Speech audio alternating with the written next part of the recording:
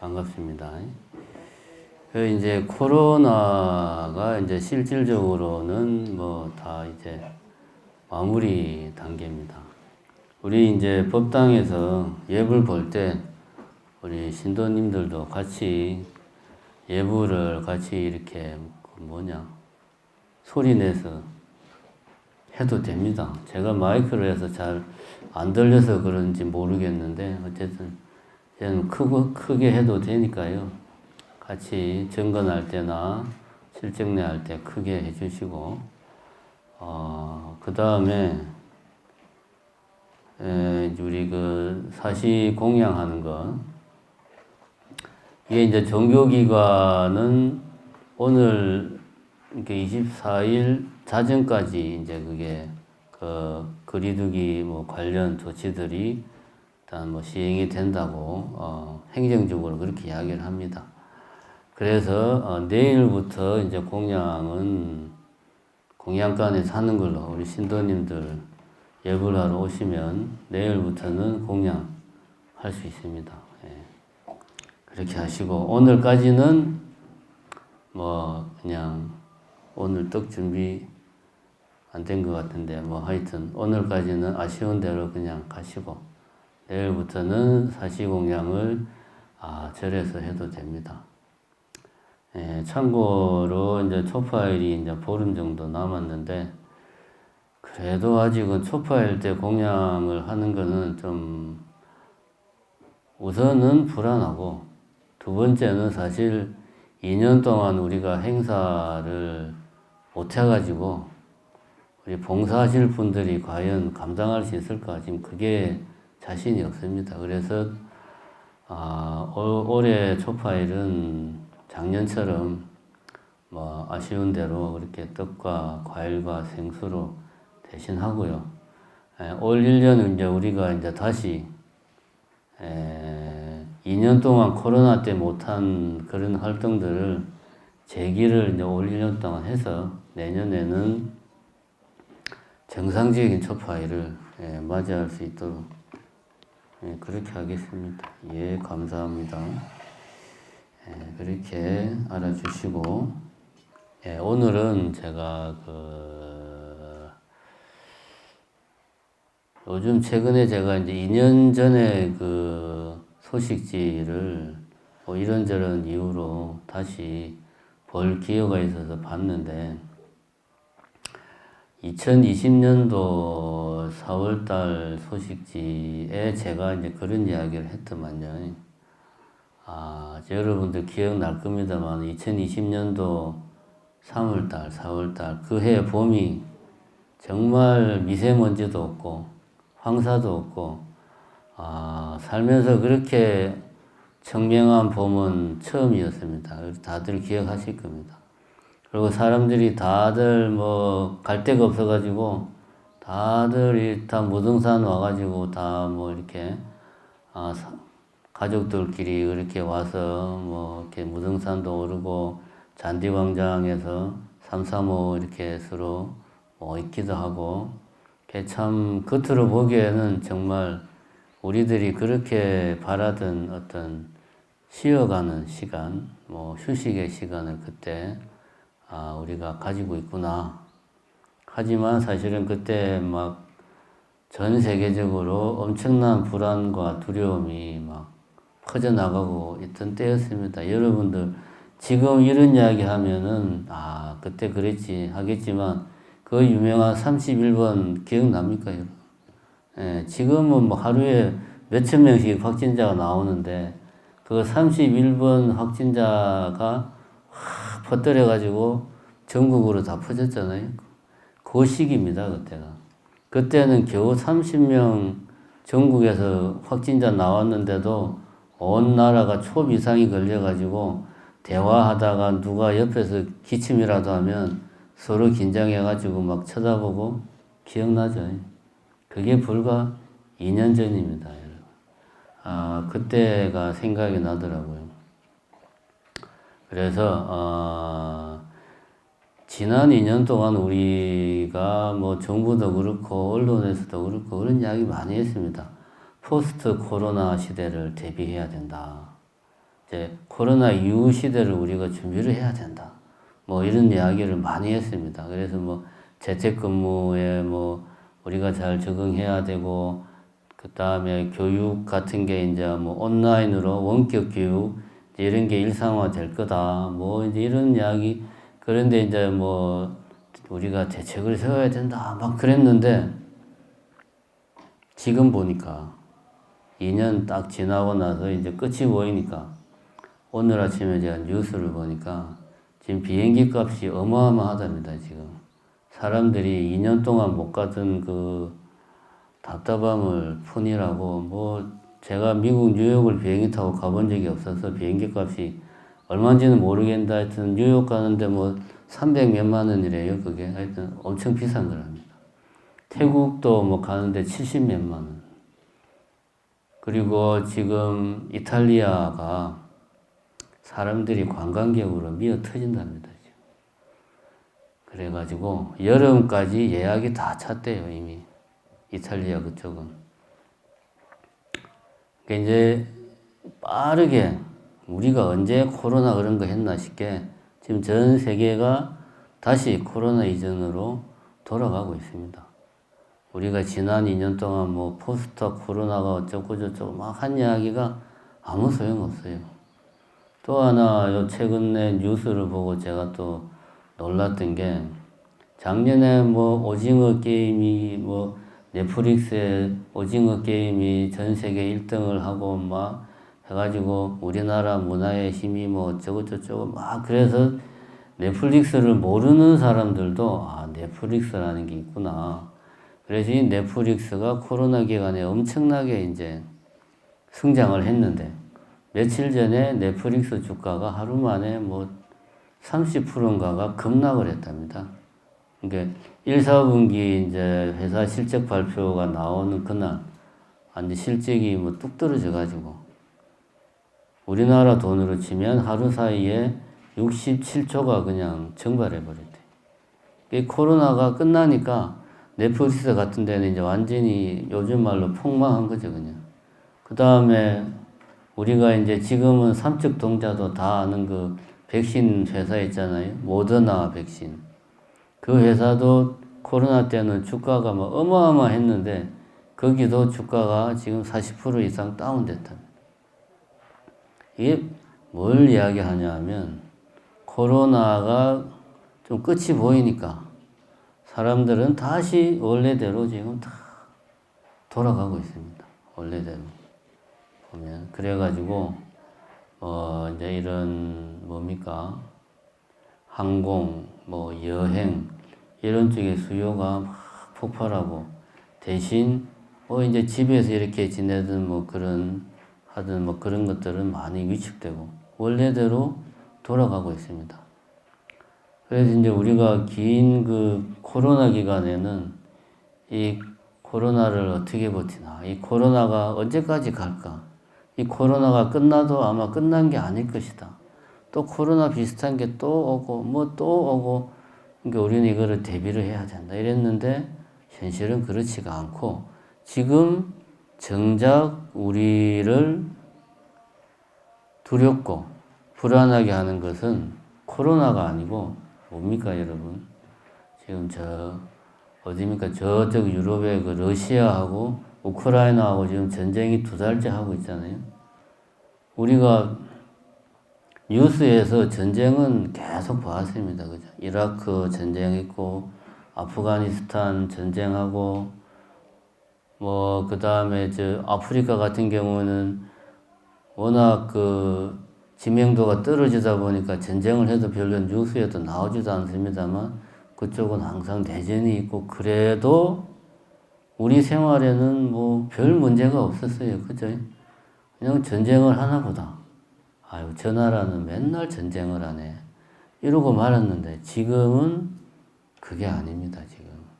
우크라이나하고 러시아 전쟁은 온 세계가 지금 이 전쟁 때문에 초비상이 걸렸습니다, 지금. 그 다음에 또 하나 우리를 힘들게 하고 있는 게 뭐냐 하면, 중국이 지금 제로 코로나 정책을 하고 있어요. 상해 같은 경우. 우리는 뉴스에 상해만 나오니까 상해시만 지금 다 그 시민들을 봉쇄하는 걸로 알고 있는데 사실은 중국의 많은 대도시들이 지금 봉쇄 중입니다, 지금. 그래서 중국이 올 수도 됐어요, 지금. 그러면, 아, 중국이 올 수도 했구나. 저 나라 사람들은 참, 또 봉쇄하란다고 말을 잘 듣네. 참, 이상한 백성들이야. 이렇게 우리가 생각하고 남의 일로 넘어갈 문제가 아닙니다, 지금. 그 제가 며칠 전에 인터넷으로 이제 컴퓨터 부품을 하나 주문을 했는데, 일방적으로 제가 그거를 환불 조치를 당했어요. 나는 환불하지를 않았는데, 일방적으로 그 업체 쪽에서 그냥 환불을 하더라고. 이제 뭐 돈을 다시 돌려주니까 내가 뭐라고 따지진 않았는데, 이 양반들이 왜 이러나 하고 보니까 그 부품이 중국산이에요. 중국이 지금 오늘 아침에도 뉴스에 보니까 상하이나 그쪽 항구에 배들이 지금 묶여가지고 꼼짝도 못 한대요. 중국이 올 수도 돼 있으니까 당장 그게 중국하고는 아무 관련 없는 내 같은 사람한테도 지금 영향이 오는 거예요. 당장. 그러면은 우크라이나하고 러시아하고 전쟁하는 게 내하고 뭔 상관이냐. 스님은 이 법회하는 날 쓸데없는 그런 저 남의 나라 전쟁 이야기를 왜 하냐 그러겠지만 사실은 그게 아닙니다. 요즘 사실 저는 마트에 가서 식용유를 사보질 않아가 잘 모르겠는데 요즘 식용유 가격이 엄청 올랐다고 그러대요. 1,000원인가 1,600원이 올랐다고 이제. 그게 왜 그러냐 하면 우크라이나가 전 세계 해바라기유의 40%를 생산한대요. 40%면 절반이 돼, 그지? 그러면은 우리나라는 해바라기유를 거의 안 쓰니까 별 문제 없지 않냐. 그렇게 생각하면 간단한데, 현실은 그게 아니고, 이 해바라기유를 인도, 중국, 터키, 이런 나라에서 많이 쓴대요. 해바라기유를. 근데 우크라이나가 전쟁이 딱 터져버려가지고 수출을 못한단 말입니다. 지금 전쟁통에 수출, 수입, 생산 이런 게 다 스톱되니까. 그러니까 해바라기유가 갑자기 전 세계적으로 품귀 현상이 생기니까 사람들이 중국이나 인도나 인구가 어마어마한 나라에서 해바라기유를 못 쓰니까 대신에 콩기름, 식용유를 쓰는 거예요. 그러니까 갑자기 식용유 가격이 엄청나게 뛰어버린 거예요. 그게 우리 같은 사람들한테도 영향이 옵니다. 왜? 우리나라 국민들의 국민 간식이 뭡니까? 치킨이잖아요. 저는 사실 튀긴 치킨 별로 안 좋아하는데 저도 안 먹습니다만 너무 그래가지고 그거 다 기름으로 튀기는 거거든. 그러면은 콩기름값, 식용유 값이 올라가면 치킨 값이 올라가고, 그지? 물가가 그러면은 다른 물가도 똑같이 덩달아 올라가고, 물가가 올라가면 아이고 이거 살기가 힘드네서 돈 쓰는 게 소비가 위축되고, 소비가 위축되면 생산이 위축되고, 한마디로 말해서 살기가 힘들어진다 이겁니다. 우크라이나에서 전쟁을 하니까 지금 우리가 살기가 힘들어요. 지금 우리가. 또 그런 문제만 있냐 하면 또 뭡니까 이제 곧 새로운 정부가 들어서는데 문재인 정부 당시에 이제 부동산을 잡아야 된다 해가지고 여러 가지 정책들을 막 내놨는데 저는 그쪽은 잘 모릅니다. 부동산은 워낙 복잡해서 어쨌든 그런 정책이 지금 와서 효과를 발휘하는지 아니면 정부가 바뀌는 시점이라 사람들이 관망을 하는지는 모르겠지만 지금 부동산 경기가 꽁꽁 얼어붙었답니다. 서울에서도 강북 쪽은 아파트가 안 나간대요. 당첨이 돼도 사람들이 안 들어간답니다. 그러면 이게 무슨 문제가 있냐 하면 불과 작년까지만 해도 우리가 뉴스에서 하도 그런 말을 많이 하니까 영혼을 끌어모아 가지고 대출을 받아 가지고 집을 샀다. 지금 안 사면은 넣었다 해가지고 사람들이 그냥 너도 나도 있는 돈 없는 돈 다 빚내가지고 집을 샀는데 집값은 몇 천만 원씩 그냥 눈 뜨고 일어나면 1,000만 원 떨어지고 지금 그러고 있단 말이에요. 근데 이자는 오히려 더 세졌어요. 왜냐? 물가가 올라가니까. 한국은행에서 야 이거 물가 올라가면 안 된다. 물가를 잡으려면 금리를 올려야 돼. 이자를 올려야 돼. 그러니까 이자율이 올라가니까 대출해가지고 집 산 사람들은 앉아서 생돈을 그냥 매달 내야 되는 거예요. 그게 사람 죽어나는 거죠. 지금 우리가 이런 시기에 살고 있습니다. 오늘 아침에 뉴스를 보니까 총체적 위기가 도래하고 있다. 그래서 뭐 기후에서 퍼펙트 스톰이라고 해가지고 뭐 여러 가지 자연재해가 동시에 그냥 생기는 걸 퍼펙트 스톰이라 그런답니다. 지금이 우리나라를 포함해서 전 세계적으로 그런 심각한 위기에 올해 큰 위기가 올 거다라고 이제 뭐 전문가들이 그런 이야기를 합니다. 우리는 코로나가 끝나면 뭐가 좀 잘 될 줄 알았는데 지금 세상은 정반대로 돌아가고 있어요. 오히려 더 지금 불안하고 전 세계적인 경제가 상당히 지금 그 파국을 향해서 막 좀 비극적으로 비관적으로 말하는 사람들은 달려가고 있다. 이렇게 지금 이야기를 하고 있습니다. 그러니까 왜 이런 일이 지금 이 세계에서 생기고 있는가? 우리는 그걸 알 필요가 있고, 그러니까 지금까지는 제가 이 최근에 2020년도 상반기에 전 세계적으로 벌어지고 있는 현상들을 몇 가지를 이야기를 했어요. 왜 이런 일이 지금 생기고 있는가? 왜 러시아는 우크라이나를 침공을 했는가? 왜 중국은 도대체 말도 안 되는, 저거는 3살 먹은 어린애도 말도 안 되는 제로 코로나 정책을 왜 중국은 저렇게 고수를 하고 있을까? 우리는 이유와 원인에 대해서 좀 생각을 해야 되고, 그러면은 우리 불자들은 그러면 이런 시국에서 우리 불자들은 어떻게 해야 되나? 어떤 마음가짐으로 살아야 되나? 이런 거를 우리가 생각을 해볼 필요가 있습니다. 제가 지금 이런 이야기를 하는 이유는 제가 2020년 3월 달인가 보니까 코로나에 대처하는 불자들의 자세, 뭐 이런 주제로 본문을 했더만요, 보니까. 그때. 2년 전을 보니까 지금을 돌이키게 돼요. 지금은 코로나에 대처하는 게 아니고 새로운 위기에 우리는 어떻게 대처해야 되는가. 그게 지금 우리한테는 중요해요. 이미 코로나는 이제 이 전 세계인들 관심에서는 벗어났어요. 이제는 새로운 위기가 도래하고 있습니다. 그게 뭐냐 하면 신냉전이 도래하고 있다. 이렇게 이야기를 합니다. 내 같은 사람하고 신냉전하고 뭔 관계가 있냐 하지만 지금 이야기한 것처럼 우리 일상생활하고 아주 밀접한 관계가 있어요. 신냉전, 새로운 냉전의 시대가 오고 있다 이겁니다. 냉전은 그거잖아요. 미국하고 소련이 옛날에 맨날 서로 으르렁거리고 막 싸웠잖아요. 그게 냉전입니다. 새로운 냉전의 시대가 지금 도래하고 있다. 그래서 이런 일들이 막 생기고 있다. 그게 코로나 때문에 잠깐 좀 뒤로 물러나는 듯 했지만 그게 오히려 코로나가 이런 신냉전을 가속시키고 있다. 지금 이렇게 이야기를 하고 있습니다. 이게 이제 신냉전이라는 게 뭐냐 하면 어려운 게 아닙니다. 간단합니다.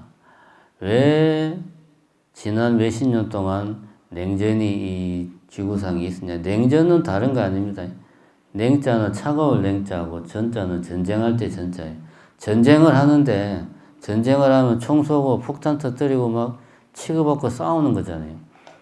2차 대전을 해가지고 핵폭탄을 일본에 탁 떨어뜨려 보니까 야 이거 전쟁했다가는 우리 다 죽겠다 라고 해서 미국하고 소련이 우리 이제 앞으로 싸울 때는 싸우는 신용만 하고 말로만 싸우자.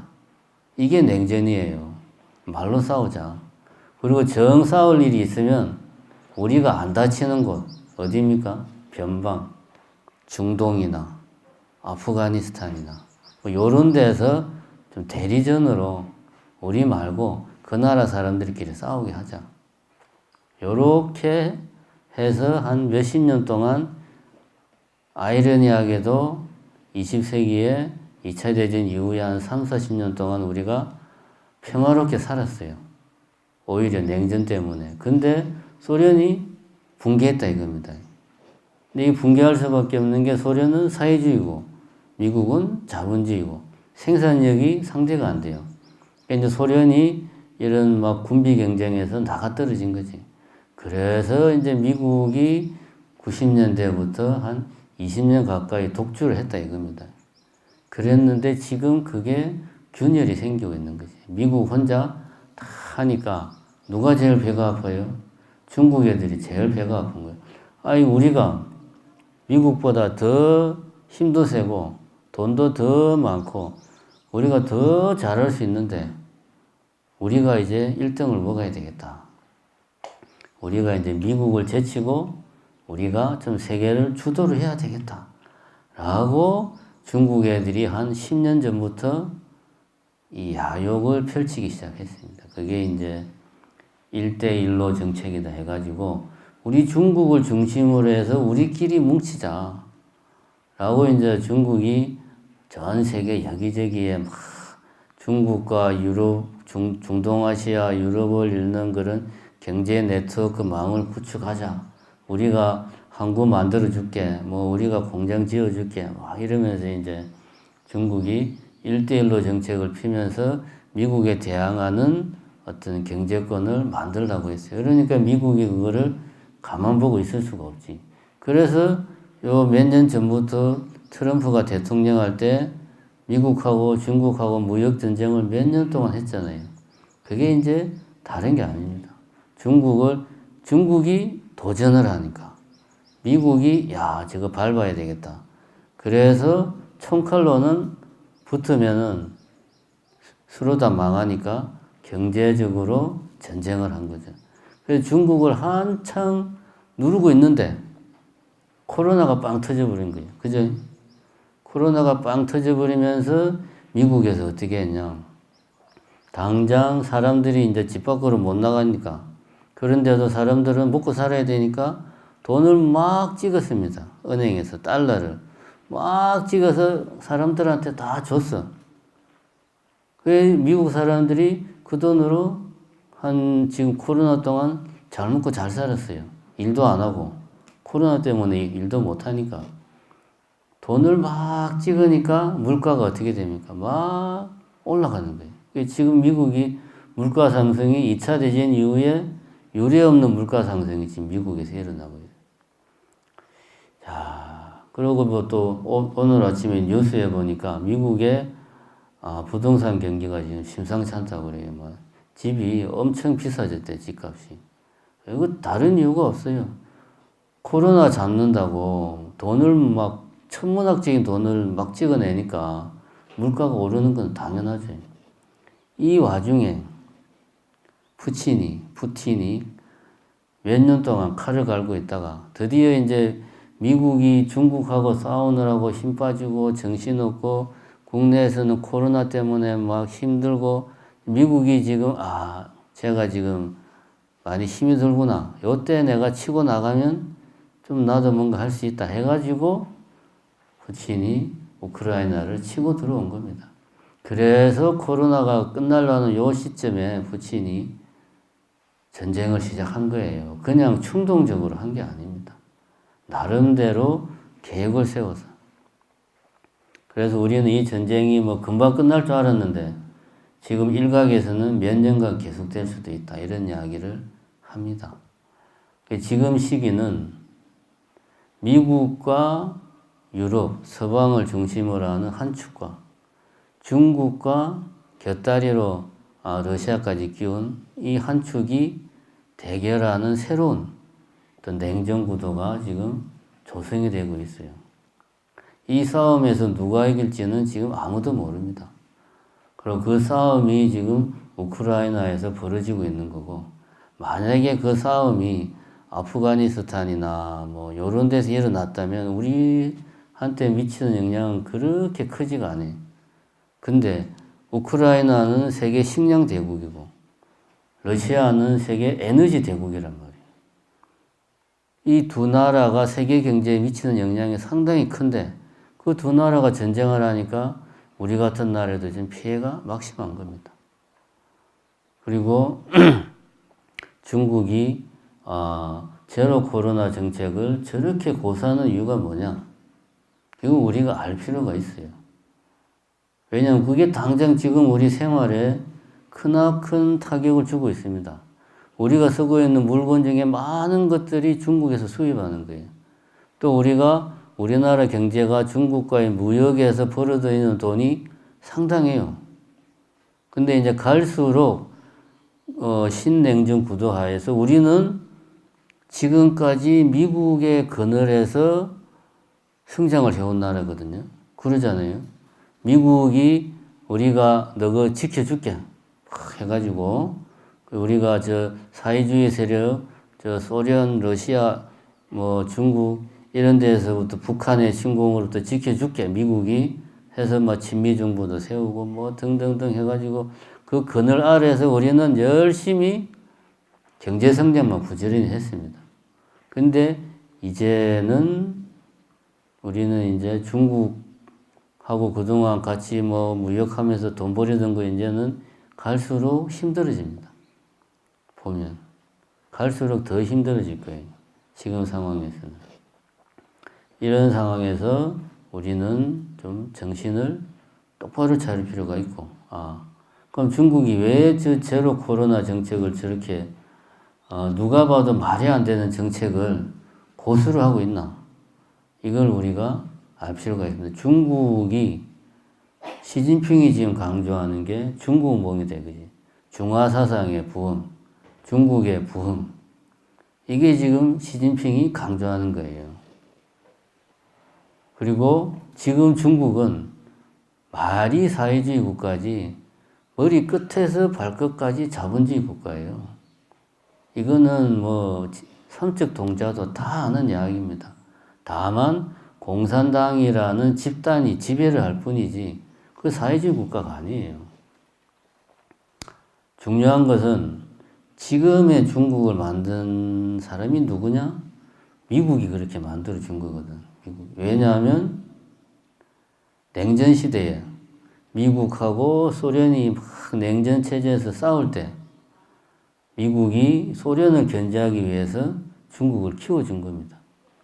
중국을 자본주의, 여러분 기억날지 모르겠지만 닉슨이 외무부 장관 할 때 70년대 중국 가서 막 핑퐁 외교했었고 그렇게 해서 중국이 문을 열게 하고 자본주의화 시켜준 게 미국이에요. 그리고 중국 물건을 누가 사줘서 미국에서 다 사준 거야. 그 만드는 거를. 그래서 미국이 중국한테 자본주의를 가르쳐 주고 또 중국이 성장할 수 있도록 다 많이 도와줬어요. 근데 지금 중국이 어떻게 하고 있습니까? 미국에서 그대로 배워가지고 이제 미국을 잡아먹으려고 그러는 거예요.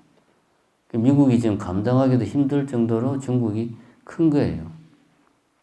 근데 지금까지의 중국은 공산당이라는 집단이 지배를 한다 이거예요. 중국은 다민족 국가거든요. 이런 중국 지금 계속 미국이 문제 제기하는 신장 위구르족 있고 티베트 뭐 있고 우리 뭐 조선족도 있고 장족 56개 뭐 민족인가로 구성된 국가예요. 중국은. 이 다민족 국가는 소련처럼 자칫 잘못하면 깨져요. 그러니까 중국이 항상 강조하는 게 중화사상입니다. 네가 조선족이든 네가 위구르족이든 네가 티베트족이든 그게 중요한 게 아니다. 우리는 중국인이다. 애국심을 고취시키는 거예요. 어느 민족이냐 이게 중요한 게 아니고 그 다음에 그 중국 주변에는 그 소수민족이 만든 나라들이 있어요. 대표적인 게 뭐 조선족은 우리나라가 있고 아프가니스탄 저쪽에도 또 그런 뭐 위구르족 그런 사람들은 또 그쪽에 나라가 있고 하니까 그 소수민족들을 뭐 우대하고 다양성을 존중하면 어떻게 되냐? 그럼 우리 독립하겠다. 우리 옆에 이미 우리 민족들의 나라가 있으니 우리 독립하겠다. 바로 이렇게 나오는 겁니다. 그러니까 중국에서는 소수민족들의 다양성을 인정을 할 수가 없어요. 지금 공산당에서는. 그리고 애국심을 무조건 고취시켜야 돼요. 우리는 중국인이라는 하나로 뭉쳐야 된다. 애국심을 고취시켜야 돼요. 그래서 그 이번에 베이징 올림픽 할 때도 보면 편파 판정을 어마어마하게 하잖아요. 그렇게라도 해서 중국이 금메달을 싹쓸이 해야 돼. 그래서 우리 민족이, 우리 중국이 최고라는 거를 중국 사람들한테 막 각인을 시켜야 돼요. 그거를 누가 하느냐? 공산당에서 하는 거지. 공산당이 중심이 돼가지고. 그래서 공산당 체제가 흔들리면 안 되는 거지. 지금 현재는 공산당 체제의 정점에는 시진핑이 있고 시진핑 체제가 흔들리면 안 돼요. 그래서 올해 뭐 연말에 시진핑이 이제 세 번째 연임에 도전하는데 가장 성과로 내고 있는 게 이제 코로나에 대해서 중국은 완벽하게 대응을 했다. 이게 이제 성과를 내세우고 있는데 지금에 와서 이게 깨지면 안 되거든. 그러니까 저런 막 제로 코로나 정책, 우리가 보기에는 말도 안 되는 정책을 하고 있는 거예요. 이러한 상황들이 코로나가 끝나는 지금 시점에 우리들을 힘들게 하고 있습니다. 쉽게 말하면은 그 코로나 기간 동안에는 주머니에 돈이 있어도 돌아다닐 수가 없어서 돈을 못 썼지만 향후 몇 년 동안은 주머니에 돈이 없어서 돌아다닐 수가 없어요. 그런 상황이 최소 몇 년간은 지속이 될 거다. 지금 현재 우크라이나 전쟁의 영향으로 전 세계의 어떤 식량 관련된 물가 인상 이런 게 영향이 얼마나 가냐. 전문가들 이야기는 최소 3년은 갈 거다. 그러면 최소 3년은 우리 생필품의 물가가 계속 올라간다 이겁니다. 감당하기가 힘들 정도로.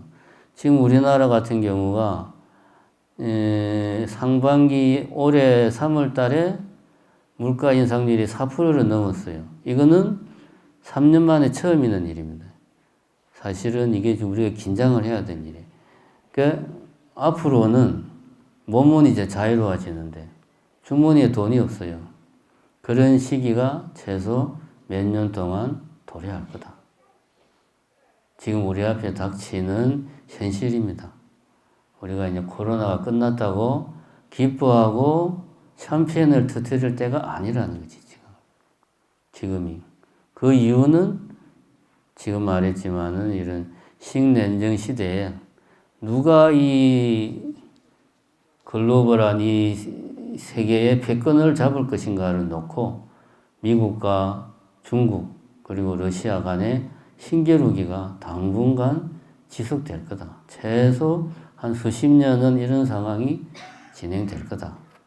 그 상황에서 우리나라 같이 그 두 세력이 충돌하는 지점에 있는 나라들은 전쟁을 피해가기가 힘들어요. 우크라이나가 그랬고 우크라이나 다음은 대만이라는 이야기가 지금 팽배합니다. 중국이 봐서 여차하면 미국이 우리가 대만을 쳐도 미국이 개입을 하지 못할 것이다 라는 판단이 들면 대만 바로 쳐들어옵니다. 우리가 올해 초까지 중국이 대만 영토를 침범한 게 올해만 58인가 그래요. 수시로 비행기로 그냥 보란 듯이 대만 영공을 왔다 갔다 중국 애들이 그래서. 그러면은 러시아하고 똑같습니다. 러시아에서 우크라이나 영토를 살짝 넘어서 처음에 왔을 때 그랬거든. 우리 지금 군사훈련 중이야. 전쟁하는 거 아니야. 그랬거든. 몇 번 그렇게 하다가 나중에 어떻게 했습니까? 확 넘어왔잖아요. 대만도 똑같죠. 지금처럼 우리 지금 군사훈련 중이하고 계속 대만 영토를 비행기가 들락날락 하다가 나중에 어떻게 합니까? 확 그냥 들어와 버리는 거예요. 언제? 미국이 지금 이제 힘이 딸려서 어떻게 못하겠구나라는 판단이 들면 그렇게 합니다. 그 다음에는 어디죠? 한반도지. 그 다음에 북한은 실질적인 중국의 식민지입니다. 지금 북한이 코로나 때문에 힘든 게 다른 게 아니고 중국과의 그 보이지 않는 암거래 시장이 중국이 코로나 때문에 봉쇄하면서 다 차단됐어요. 그래서 북한이 지난 1, 2년간 어마어마하게 힘들었습니다.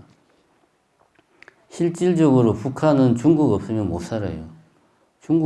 왜냐하면 미국이 뭐 북한의 모든 무역이든 경제든 금융 다 제재를 걸어 놓으니까 숨 쉴 수 있는 구멍은 중국이나 러시아 그쪽밖에 없거든요. 이미 북한은 식민지화 되어 있고 중국의 입장에서는 언제라도 이 한반도를 자기들이 완전히 속국화 시켜버리면 태평양이 뻥 뚫리잖아요. 중국 입장에서. 그죠? 얼마나 좋습니까? 이렇게 이제 이런 시대가 우리 앞에 지금 펼쳐지고 있습니다. 이런 상황에서 우리는 어떤 마음으로 살아야 되나? 지금 나는 그냥 나이 먹어서 내 같은 보살이 집에서 밥이나 하는데 무슨 신냉전이 어떻고 뭐. 근데 이게 다 우리 생활에 너무나 큰 영향을 주고 있어요. 그래서 향후 우리가 어떤 마음을 가지고 살아야 되는가, 이걸 생각해 볼 필요가 있다. 이 이야기를 하기에 앞서서 우리 불교는 보면 항상 이 청빈한상, 소욕지족을 강조했습니다. 욕심내지 말고 작은 것에 만족하자 라는 것을 항상 부처님 때부터 지금까지 그죠? 강조를 해왔습니다. 왜냐하면 아주 이유를 단순화시키면 부처님도 그랬고 우리 스님들도 그렇고 절도 그렇고 우리는 생산활동을 하는 데가 아닙니다. 우리가 막 공장을 돌려가지고 물건을 만들어서 팔고 돈을 벌고 그렇게 안 하잖아요. 어느 절에서 그렇게 합니까? 그죠? 물론 요즘에는 뭡니까? 절에 카페도 만들고 책방도 만들고 해서 팔고 해서 돈을 벌기는 하지만 그거는 일부죠. 불교는 종교고 우리는 생산활동을 안 해요. 대신에 여러분들 같은 제가 신도들의 시주, 공양에 전적으로 의지를 합니다. 그런데 내가 제가 신도들의 시주와 보시에 전적으로 의지해서 사는데 돈을 펑펑 쓰면 어느 신도가 시주를 하고 공양을 하겠어요. 수행이라도 열심히 하면서 돈을 쓰면 모르겠는데. 그죠? 그러니까 당연히 수행자는 시주에 의지해서 사는 수행자는 청빈한 삶을 살 수밖에 없고 소욕지적을 할 수밖에 없습니다. 그래야지만이 시주를 받을 수 있으니까. 근데 그런 시주자가 예를 들면 국가라든가 어떤 권력 집단이 큰 시주자가 된다. 예를 들면 신라 같은 경우나 고려 같은 경우는 불교 국가였죠. 그런 경우죠. 국가에서 불교를 밀어주는 거야. 땅도 주고 노비도 주고 그러니까 고려 시대의 불교가 어떻게 됐습니까? 부패를 했지. 중이 돈 맛을 보면 그때부터는 되는 일이 없어요. 중만 그런 게 아니고 성직자가 수행자가 돈 맛을 알면은 그때부터는 다 망치는 겁니다. 그래서 불교에서는 항상 청빈한 삶을 살아야 되고 소욕지족을 해야 된다. 이거를 강조를 해왔습니다. 왜 그렇게 했냐? 아까 이야기했듯이 내가 생산활동을 하지 않고 남이 만든 것을 의지하기 때문에. 그런데 지금 우리들의 삶을 가만히 보자.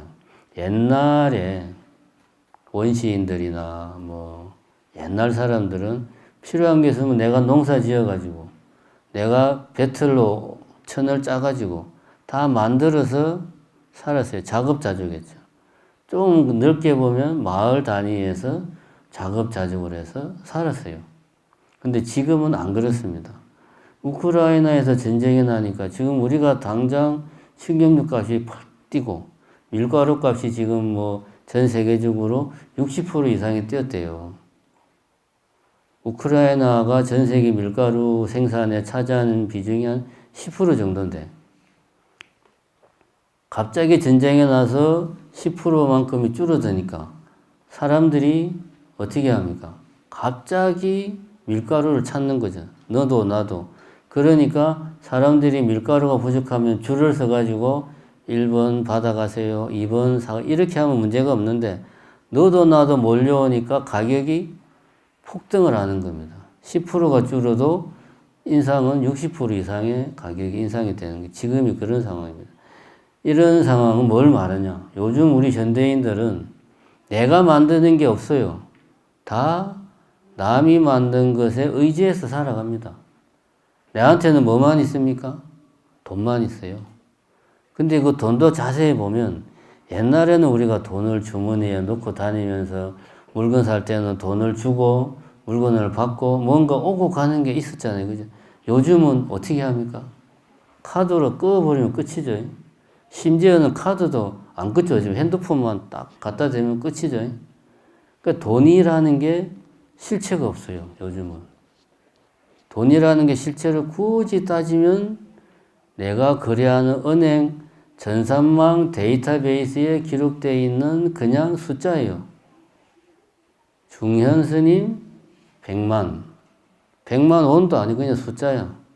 그 숫자가 여기 있던 숫자가 저쪽 데이터로 가는 것에 불과합니다. 어떻게 보면 불교의 수행자들이 시주자의 의지에서 청빈하게 살았던 거나 지금 우리들이 내가 누군지도 모르는 사람 평생 가도 한 번 볼 일 없는 그 숱하게 많은 사람들의 노동과 노력과 희생으로 지금 내가 살고 있는 거나 다른 게 없습니다. 그러면 우리도 앞으로는 우리 불교에서 항상 강조하듯이 소욕지족의 삶을 살아야 됩니다. 왜? 세상이 그렇게 우리를 만들고 있어요. 욕심 많이 내지 말고 작은 것에 만족하고 살아야 된다. 사실 자본주의가 발전하려면 돈이 막 돌아야 돼요. 그죠? 돈이 돈다는 말은 많이 써야 돼. 많이 써야 누군가는 많이 벌죠. 돈이 왜 돈이냐? 돌아야 되니까 돈이에요. 돈이 회전율이 빠를수록 그 사회의 경제는 활발한 겁니다. 사실은 자본주의가 계속 성장하려면은 더 많이 쓰고, 더 많이 먹고, 더 멋있게 입고, 더 화려한 생활을 하고, 더 좋은 차를 타고, 이렇게 해야 됩니다.